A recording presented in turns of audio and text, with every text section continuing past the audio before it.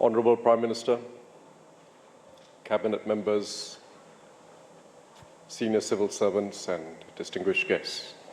First, let me say what a privilege it is for me, not just for me individually, but for me coming from Singapore, to be giving this inaugural lecture.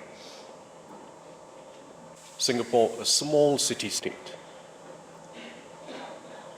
It is a real privilege, and I think it's a very impressive statement of your openness that you have an outsider coming to deliver this inaugural lecture. I'm told to be frank in order to be useful. But I will say at the outset that everything that I have to say is said as a friend. Singapore counts India as one of its closest friends. We are at a very unusual time in the world. We are a very unusual time in the world. I'll speak a bit closer to the mic. It is a time of great unfulfilled promise, but also a time of pessimism. Much of the advanced world is mired in difficulties. Europe and Japan have serious structural problems that they are trying to overcome without too much success so far. The US doing somewhat better, but subdued growth, and the labor force in the US, labor force participation in the US, is now significantly lower than where it was 8 or 9 years ago. Not a good recovery. China, for a long time the outperformer in the world, is now in a period of difficult and complex restructuring. And private investment in China has slowed dramatically for reasons that are not merely cyclical, but also have to do with the pace of reform and deregulation of the Chinese economy. But it's not just a period of pessimism over growth, but also a period where we are seeing a turn inward in the mood of politics and the mood of society, particularly in the advanced world.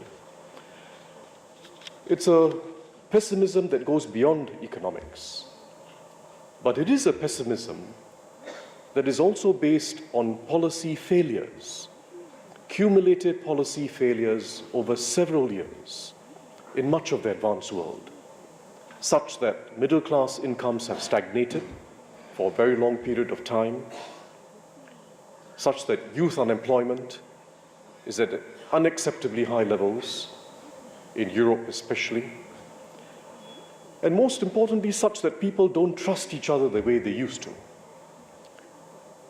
In the US, in the 1950s, they used to speak of we. Today, it is us and them. There's a mood of distrust. Same thing in Britain, same thing in Europe. A mood of distrust within society and a mood of distrust against the rest of the world. But it does come out of cumulative failures in policy. And it is wrong to think that it comes out of the natural workings of globalization. There is no place in Asia for this pessimism, this negative narrative about globalization and the benefits we each get from interacting with the rest of the world, as Prime Minister Modi has just emphasized. In Asia especially, we have tremendous opportunities left ahead of us to open up, to integrate our economies, and to make sure that growth is inclusive and that we achieve broad-based prosperity for our people. India is uniquely positioned to recast the global narrative, to achieve broad-based prosperity through a deeper strategic interaction with the global economy. India's own needs require it, because India's potential is still unfulfilled. India needs to grow by 8 to 10% over the next 20 years if it is to create jobs for a youthful population, if it is to reduce the tremendous underemployment of its population, and if it is to achieve inclusive growth, including a significant shift of people from the lower income group to the middle income group, which is what China achieved, this shift of people not just from poverty to low income, but from low income to middle income. But India is in a position different from China. And the reason why I say India is uniquely positioned to recast the global narrative is because India is also an open society. It's a constitutional democracy with a diverse population. And India can show how it is possible with an open society and an open economy to achieve not just rapid growth, but inclusive growth for its people. This potential is fully within reach, but it cannot be achieved without significant changes. It cannot be achieved just on current day policies. It requires, as Prime Minister Modi just said, a rapid transformation, not gradual evolution. It requires bold and accelerated changes to free up its economy and to invest in its people. The challenge is less about ideology than about legacy, a legacy that comes from the sheer weight of laws and rules, of the bureaucracy, and of vested interests in society. And we have to tackle that legacy decisively to fulfill India's potential. It doesn't mean smaller ambition in government. It means a different ambition in government. Put broadly, India has over-intervened in its economy and under-invested in social and human capital. It has overreached itself in regulating its economy, but it has underinvested in social and human capital. And to achieve its full potential, it will therefore have to do less in some areas and do a lot more in other areas. It has to withdraw from its old roles of the state, economic regulation and ownership, that restrains private investment and job creation, and also preserves incumbents, existing players, at cost to new players. But it's not just about what you do less of, it's what you do more of, and what new ambitions have to inspire and energize the state. India has to invest in social mobility and in maximizing the skills and abilities of its people, as Prime Minister Modi also just highlighted. It has to invest in inclusive housing and cities, in a first-rate infrastructure, both through public and private investment. And it has to invest in a new world economy, in innovative capabilities, investing in an ecosystem that will help companies and people make the most of a new, technologically driven global economy. And it means that in each of these new ambitions, a new way of doing business in government, what the world now knows as the Modi way. Actions, not just ideas, intent, and promises. Or to borrow the mantra that Prime Minister Modi used, reform, perform, transform. In every field. That has to be the mantra in every field. But I have to say that there's a need for much greater urgency.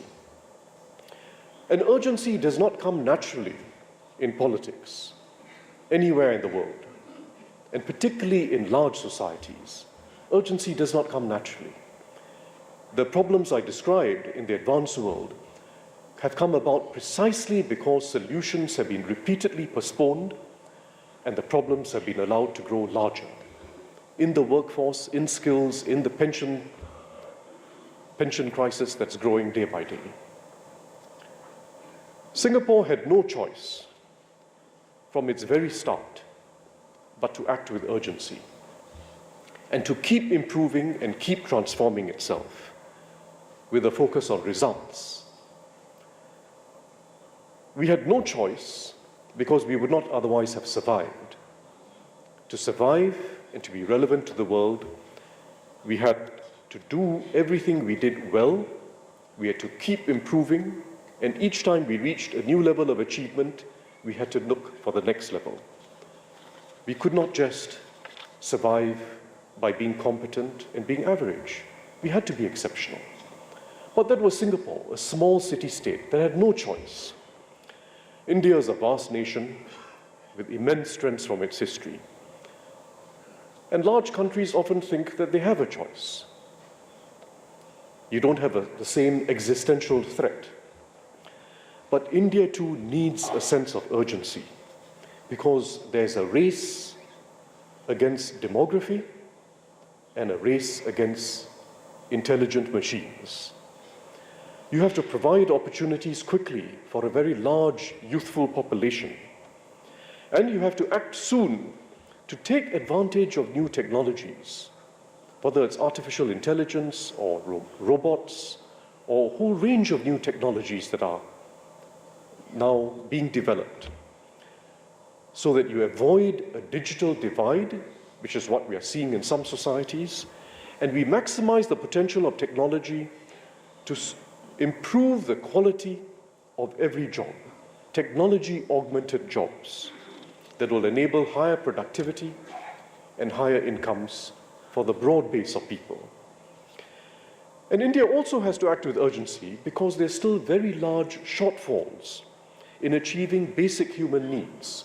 There's been significant progress, particularly in the last 25 years, continuing in the last 2 to 3 years, but there's still large shortfalls in meeting basic human needs: clean water, sanitation, energy, housing, basic health care, social security.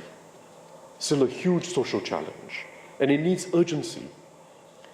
And India also has to move with urgency to achieve its potential. 8 to 10% growth is not a luxury. It will merely get India to about 70% of the per capita income of China in 20 years' time.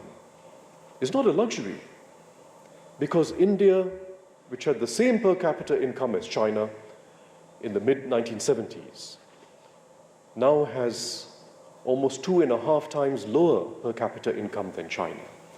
And with 8 to 10% growth, that's a significant catch-up while China slows down, but it still means, in 20 years' time, just 70% the level of per capita income of China.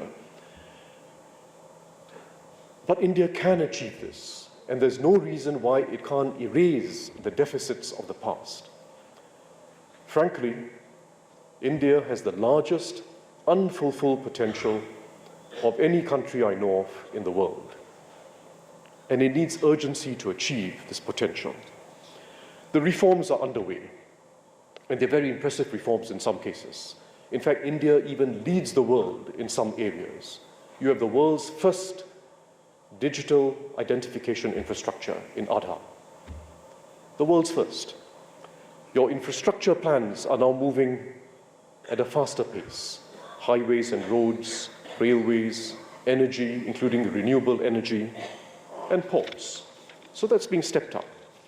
But the reform agenda is still largely unfinished, and the pace of change has to be stepped up. Rapid transformation, not gradual evolution. You're on a good wicket. You're on a good batting wicket. But you can't continue this process by scoring singles.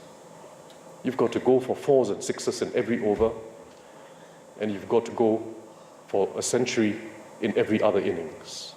That's the only way India is going to achieve its potential in the next 20 years. What are the most important shifts?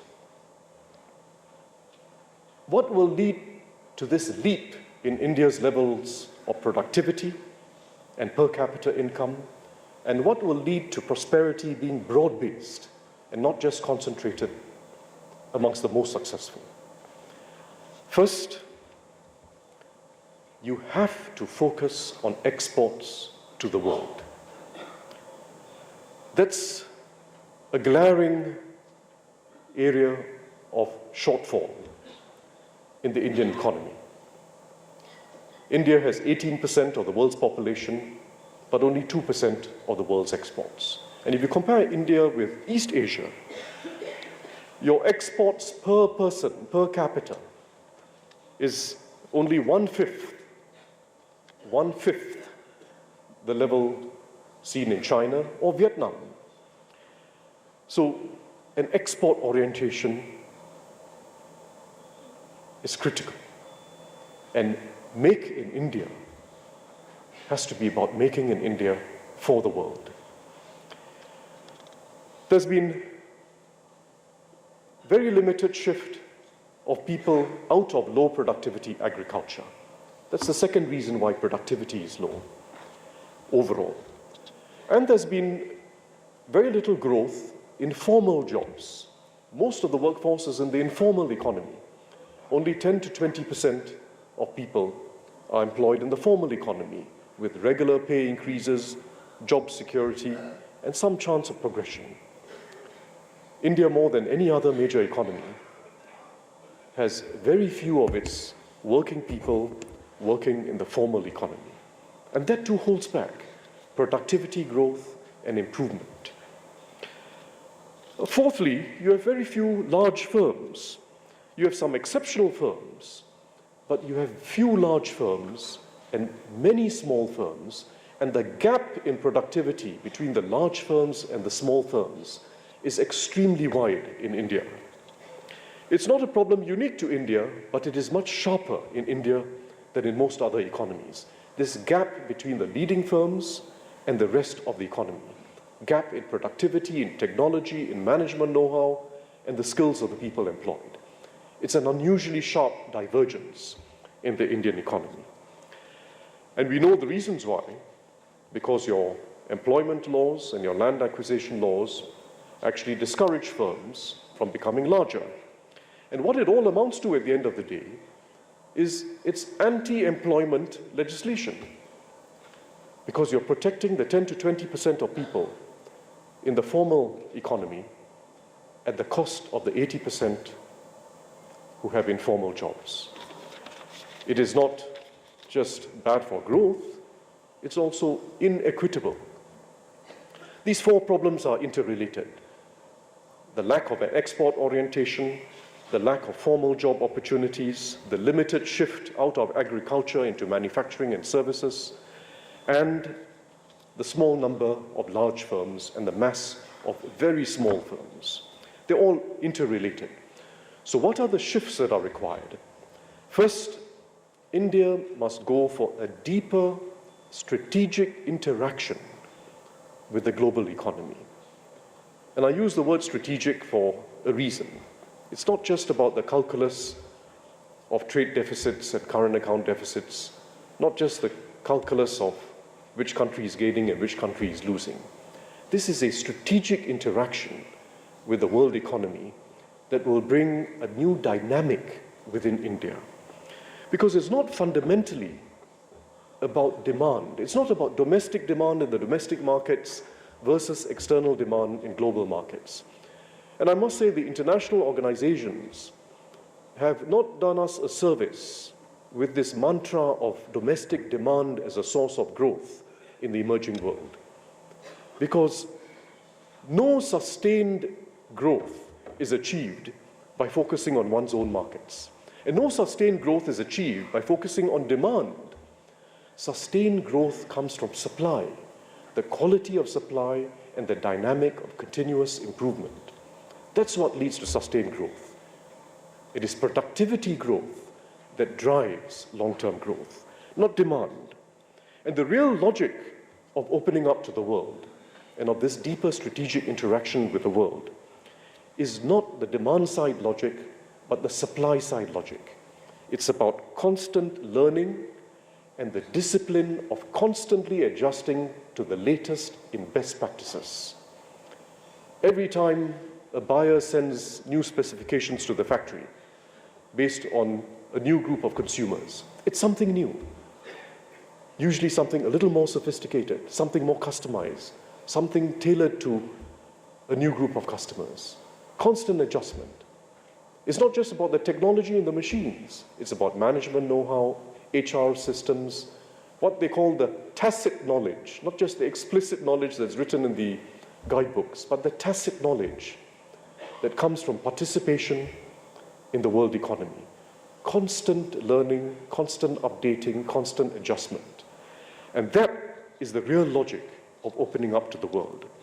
It's about the dynamic, the discipline of dynamism.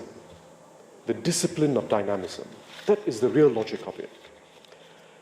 For any given level of demand, even in a world that's growing slowly, you can either have high exports and high imports, or low exports and low imports for any given level of demand.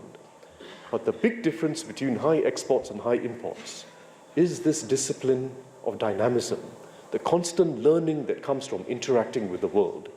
And it's a learning where India will not just be a follower, but has the potential to be a leader in many fields. That learning amongst firms, amongst individuals, and in government is the real benefit of opening up our economy to the world. And India has come a long way in opening up its economy in the last 25 years, but it needs a much more concerted push in the next phase of this journey, which is why Made in India has to be made in India for the world. And if you can compete in the world, you will be able to compete in an open Indian market. Compete for the world market, and you will be able to compete in the domestic market. It cannot be a half-hearted strategy.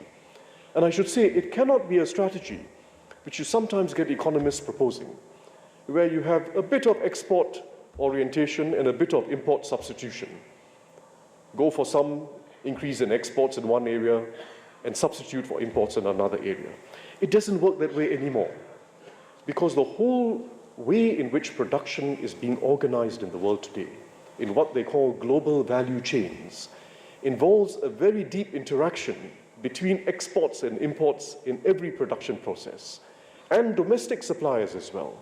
This interaction between exporting, between domestic supplier to the exporter, and imported inputs is a complex and deep interaction that defines the world economy today.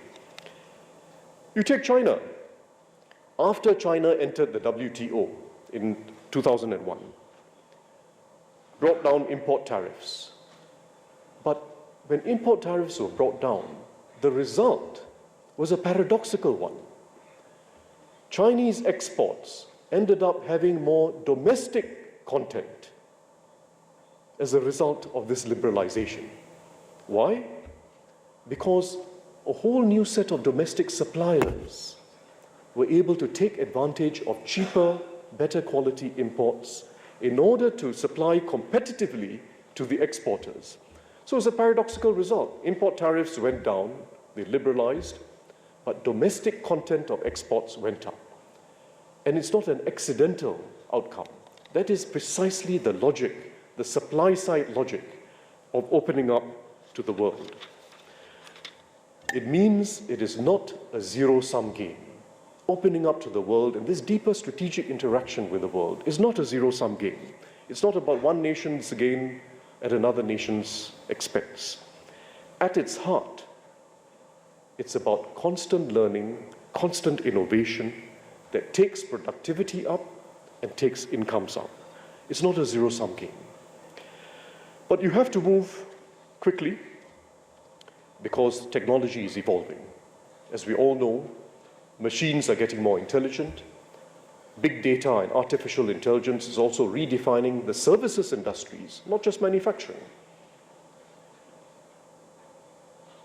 In 10 or 15 years' time, the opportunities we have today will no longer be there, because intelligent machines, artificial intelligence, and big data would be able to replace many of the tasks that are done by human beings today.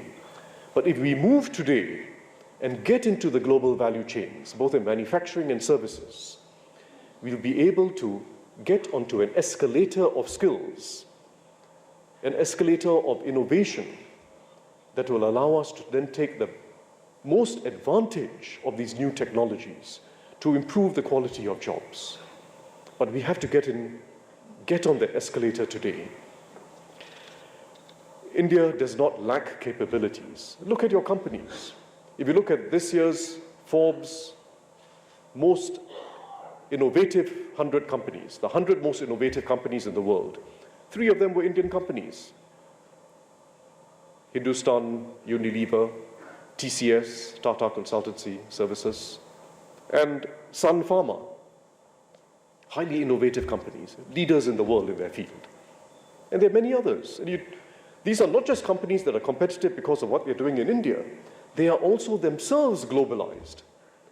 Sun Pharma has 70% of its revenues from outside India, mainly in the United States, mainly in specialty generics, specialty generic drugs. It produces in 26 countries, although it is anchored in India. That is the new game of competitiveness, to be globalized and to be a leader. But we have to spread this culture in the largest and most successful firms to the rest of the economy. It's a culture that exists in many fields in India. Take medical care. You have in India some of the highest quality medical care at a fraction of the cost of the advanced world. Places like Narayana Institute of Cardiac Scientists, which was started by Dr. Devi Shetty. You have some of the best academic health centers, academic health systems in the world. Christian Medical College in Vellore, which in fact the National University of Singapore and our National University Hospital collaborates very closely with in education and research. First-class institution. In every field, we have to spread the culture that exists in the leading players to the rest of industry. And it can be achieved. This culture of learning by doing and taking leaps forward, which eventually make you a leader. And surely, we will then have Olympians in many more fields of endeavor.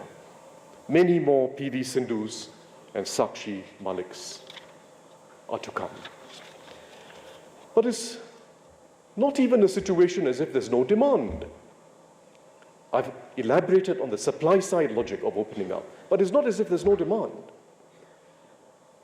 The economists sometimes talk about trade growing slowly relative to global GDP. That's just because oil prices have come down and commodity prices have come down. In real terms, trade continues to grow faster than world GDP. And if you take out the fact that China was previously over-investing and now has to consolidate, if you take out that fact, all the more that the underlying trend of trade is that it is still a source of dynamism for the world economy. And in Asia, even more so, because our prospects for integrating our economies in Asia are still an unfulfilled task. Between Southeast Asia, or ASEAN, and China, there's a high degree of interaction. But between India and China, and between India and ASEAN, there's a need for much deeper interaction. The total trade between India and China is only 3% of the trade of India and China with the world. In other words, our links between India and China are just 3% of the total trade of India and China. The total trade of India and Southeast Asia is only 4% of the total trade of India and Southeast Asia. There's tremendous opportunity to develop stronger links, both exports and imports, FDI flowing in both directions in order to integrate our economy. And remember, Asia is the biggest source of future demand in the global economy. We have to take advantage of it.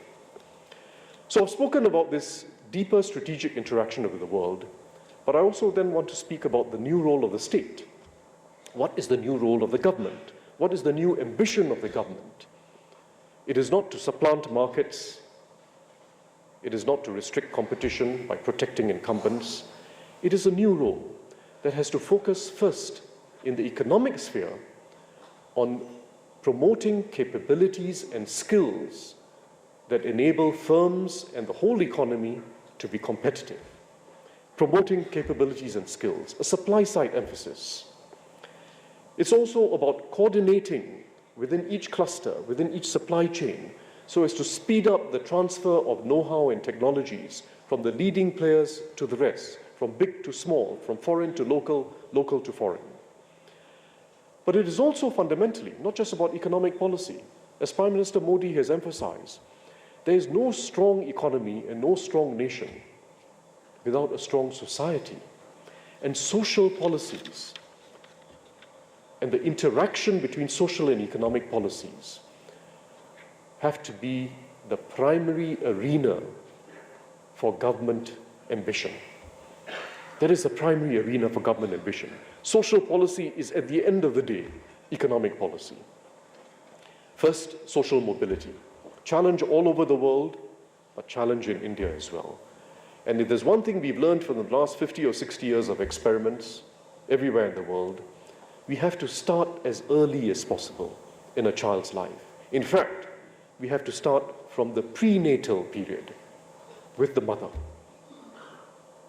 Prenatal interventions, interventions at childbirth, interventions in the first 18 months are critical, followed up by quality preschool opportunities.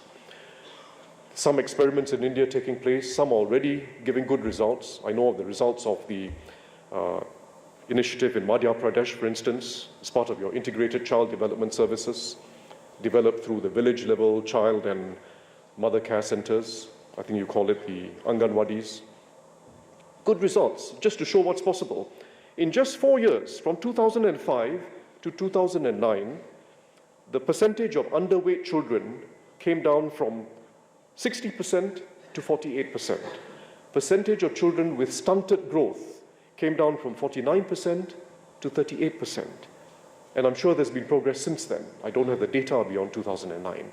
Things can be achieved with village-level interventions, mother and child, as early as possible.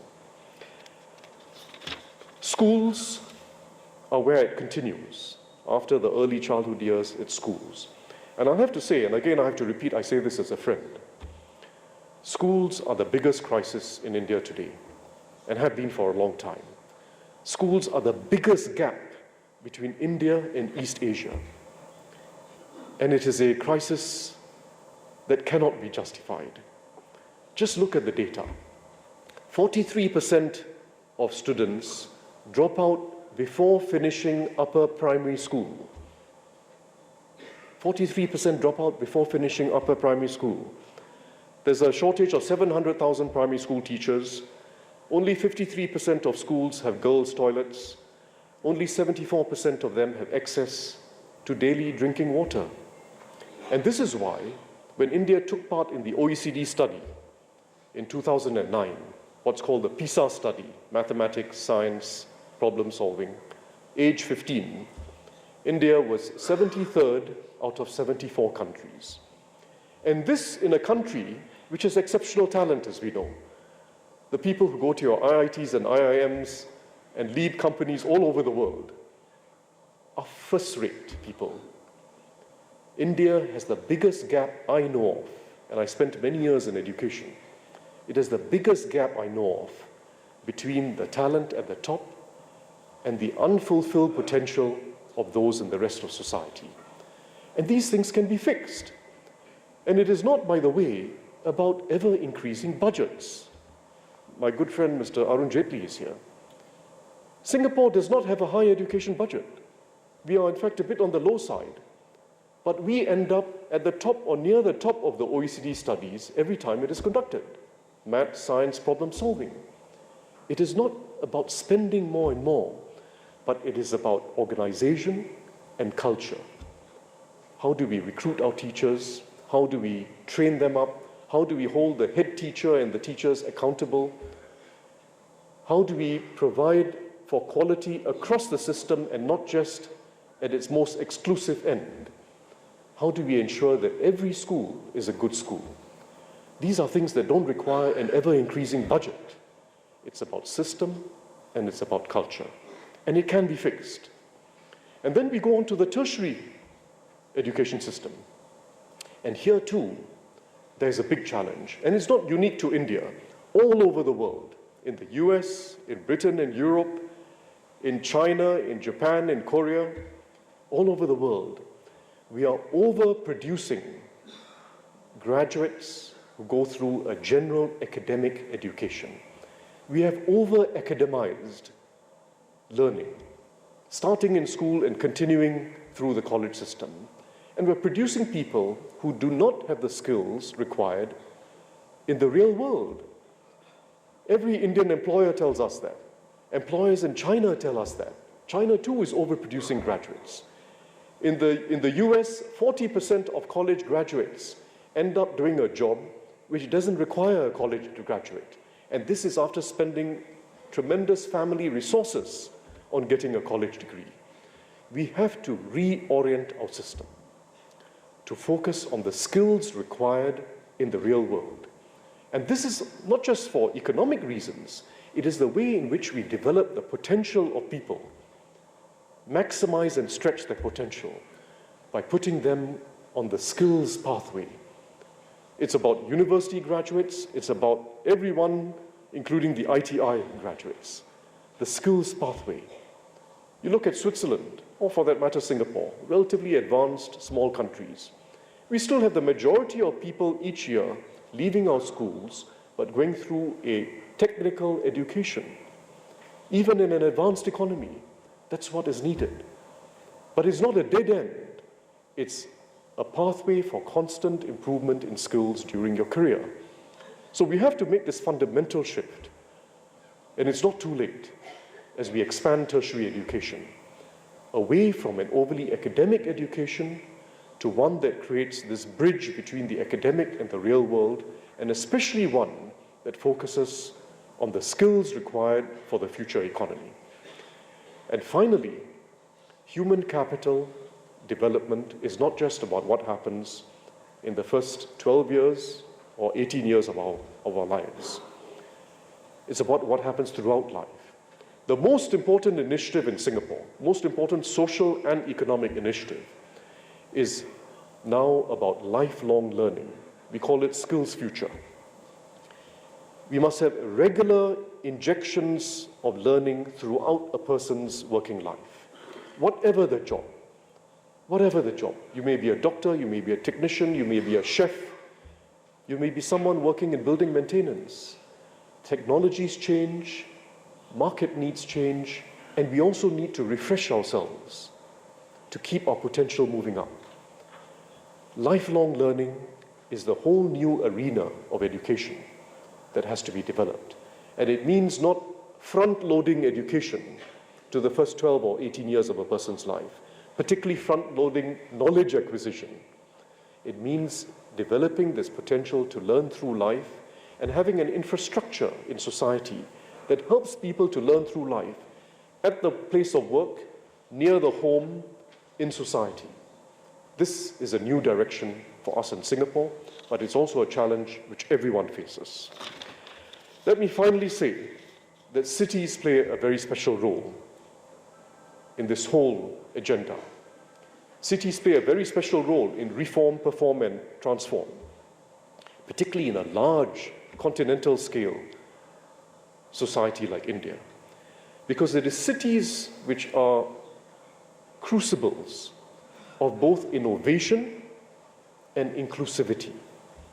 Why innovation? Because it's in cities that you can get that working relationship between government, business, colleges, ITIs, and schools, a working relationship at a city level that spurs skills acquisition. Why inclusivity? because it's in cities that you can not just provide infrastructure, that you can breed the interaction between people in their normal daily lives, interaction in their housing neighborhoods, interaction at work, breed the interaction that provides for social cohesion. Cities are crucibles of both innovation and inclusivity, and we have to empower them. Few countries do this well. You have to empower cities, hold them accountable, give them some financial autonomy, and have competition between cities. There's nothing like competition as well. Cities are going to play a special role in the future.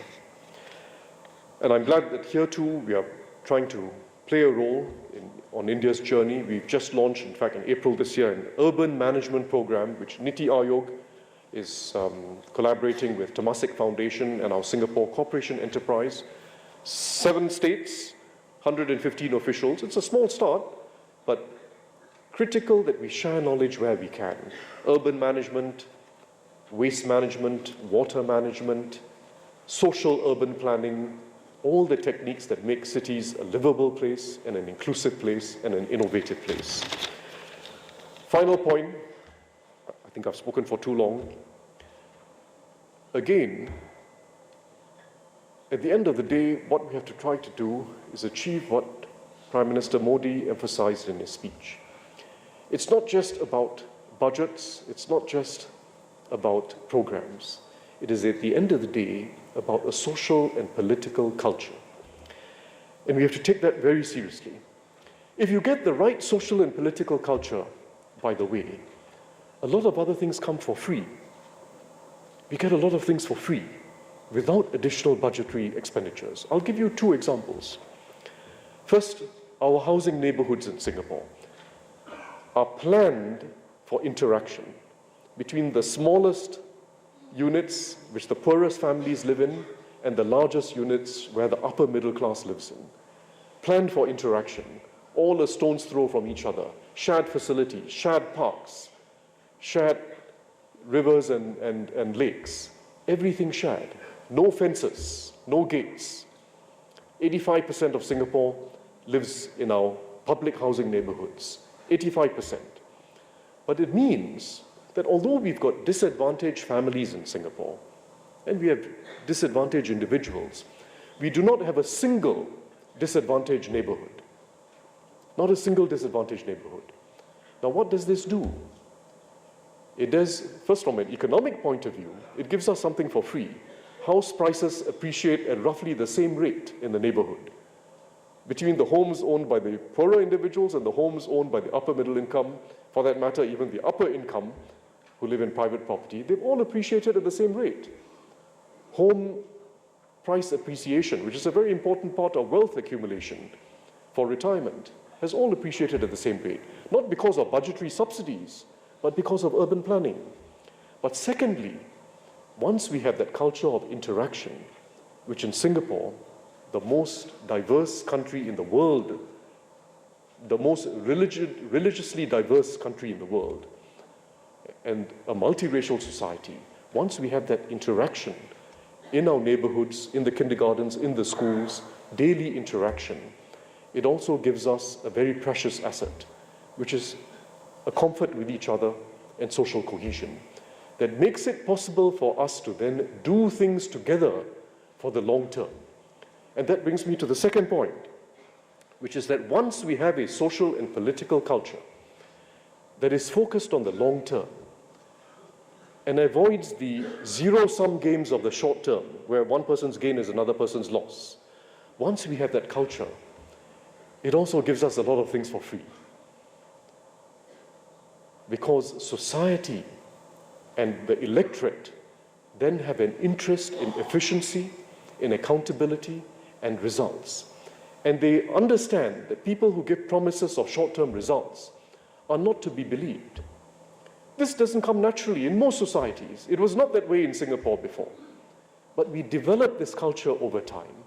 And now it is not easy to give promises in Singapore without people looking at you with a certain skepticism. So a culture that focuses on the long term is essential for all that we want to achieve in an inclusive society.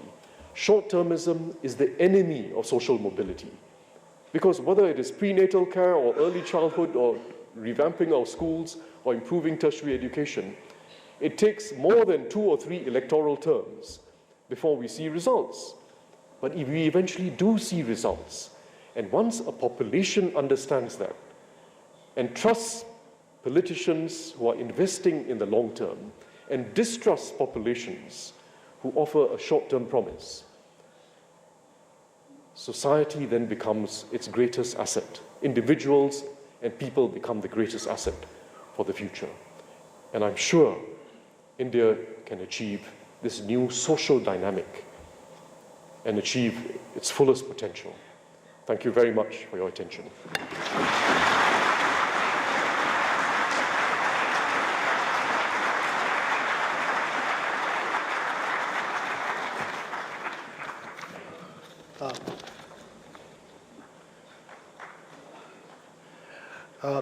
Thank you very much, sir, for that extremely inspiring, thought-provoking, and motivating. That was the Deputy Prime Minister of Singapore speaking at the inaugural NITI Ayog's address, Transforming India. The Deputy Prime Minister of Singapore, they are saying that there needs to be an ecosystem which needs to be created, and that needs to be technology enabled. The Deputy Prime Minister of Singapore also added that India has the potential to achieve that. What it needs is the urgency to achieve, to realize that potential. India clearly has that potential. The Deputy Prime Minister also, they're saying that India is the world's first digital infrastructure network. It has become the world's first country to have achieved the digital infrastructure network, and that's applaudable. What needs is a rapid transformation, something that Prime Minister Modi also spoke about a short while back. The Deputy Prime Minister of Singapore, they're also saying that exports to the world is what needs to be kept in mind, while also taking forward the Make in India campaign of the government of India. And India needs to go deeper into strategic interaction with the world economy. And of course, India does not lack in capability and innovation, so clearly exuding and expressing confidence in the Indian economy and the Indian society. The Deputy Prime Minister of Singapore, they're speaking at the inaugural NITI Ayog address, Transforming India. A short while back, Prime Minister Modi also spoke at the beginning, where the Prime Minister said the development of country depends on the quality of institution and ideas, and that we have to change laws, speed up processes, and adopt better technology. The Prime Minister there was speaking at the inaugural NITI Ayog's address, Transforming India. Prime Minister also putting forth his idea of a rapid transformation and not gradual evolution. The Prime Minister said that, of course, the ideas by various stakeholders are helping in making the policy better, in taking better policy decisions. Prime Minister Modi also said that the idea behind today's conference is to convert these ideas from various stakeholders into actions. The Prime Minister also stressing on how thinking, the culture of thinking needs to be made and needs to be encouraged among the youth, among the younger generation, and inspiring so differently that the government can no longer afford to remain rooted in the past. The Prime Minister also said that if India has to meet the challenge of change, mere incremental progress is not enough. Rather, a metamorphosis is needed. So that was the live that you were watching of the NITI Ayog inaugural address, Transforming India. The Deputy Prime Minister of Singapore delivering the keynote address, and Prime Minister Modi speaking at the beginning.